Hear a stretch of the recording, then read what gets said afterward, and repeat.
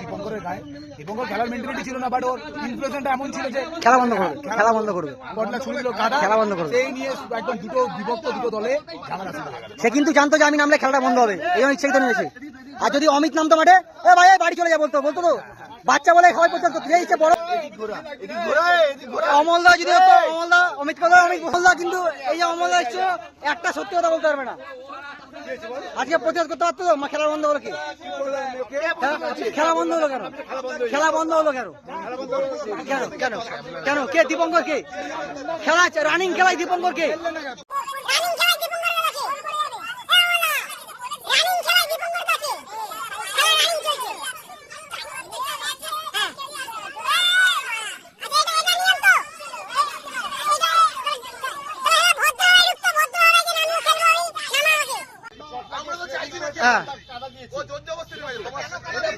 পাঁচ বছরের বাচ্চা, 5 বছরের বাচ্চা দুধ খায়, মায়ের পাশে দুধ খায়।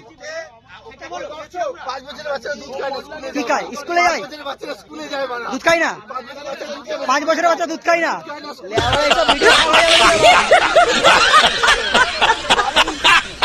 আজকে খেলা হচ্ছিল, খেলাটাকে নষ্ট করলো এই যে আমাদের লিডার। আর এই যে কারণটা হচ্ছে, এই যে কারণ আমাদের বড় বড় প্লেয়ার আমাদের টিমে, বড় বড় প্লেয়ার দেখতে হচ্ছে। বাপিদা আমাদের সদমিত্র ভাই, হাকারি কথা দেখতে পেলে, হাকারি কথা কি আমাদের।